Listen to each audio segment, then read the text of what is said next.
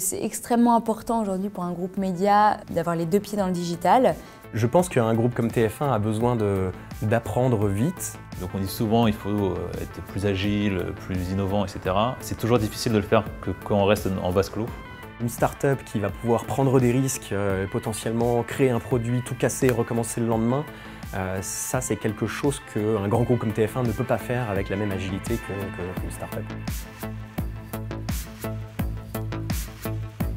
Au départ, j'étais un petit peu inquiète parce que c'est quand même une grosse responsabilité d'avoir de la data assez intime sur ses utilisatrices. C'est vrai que quand on voit arriver un gros groupe comme TF1, quelle que soit la start-up, on a peur. Au départ, en fait, on ne sait pas très bien à quoi s'attendre. Très sincèrement, en tant que start-up, en tant que fondateur de start-up, on a un peu peur parce qu'on se dit est-ce que justement ce grand groupe de médias ne nous intègre pas pour nous observer et peut-être voler nos bonnes idées. Moi, j'avais aucune inquiétude que TF1 s'accapare la techno et s'accapare notre savoir-faire, etc.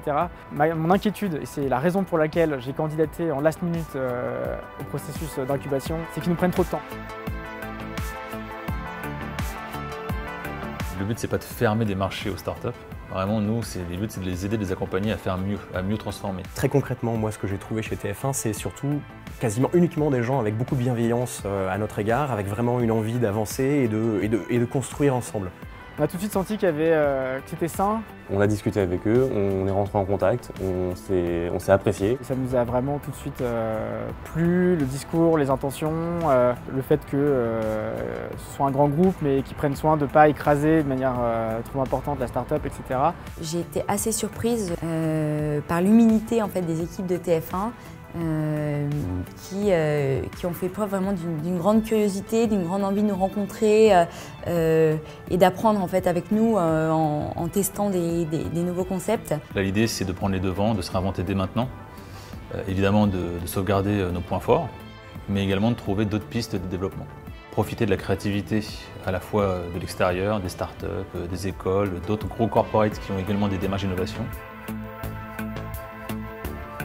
L'incubation, elle permet d'inscrire la relation entre une start-up et un grand groupe dans la durée. Ce qui m'intéresse lorsqu'on travaille avec des startups, c'est aussi d'avoir un regard un peu nouveau et un regard extérieur par rapport à ce qu'on fait. Voilà, ça fait quand même 3 ans qu'on travaille sur le sujet, donc au bout d'un moment, on acquis une certaine expertise qui est impossible de développer au sein d'un grand groupe quand on n'est pas à temps plein sur un sujet donné. Cette expertise, nous ne l'avons pas au sein du groupe TF1. Eux, ils arrivent, ils ont déjà travaillé depuis 1 ou 2 ans sur leur projet, ils savent comment ça fonctionne et ils savent comment aller directement là où on veut aller.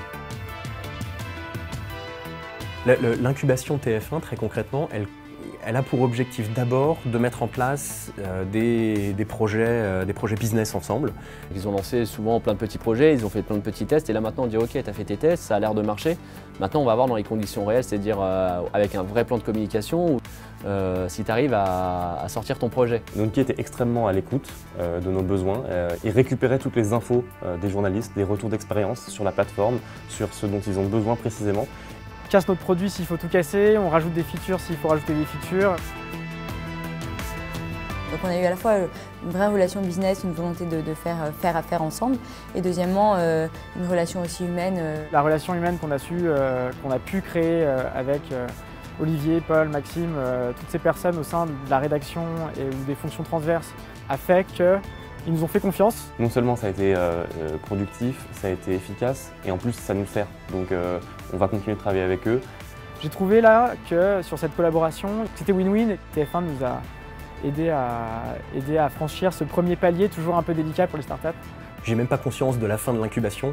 La collaboration qu'on a commencé à mettre en place va finalement continuer à grandir dans le temps et que la fin de cette incubation va être complètement transparente pour nous.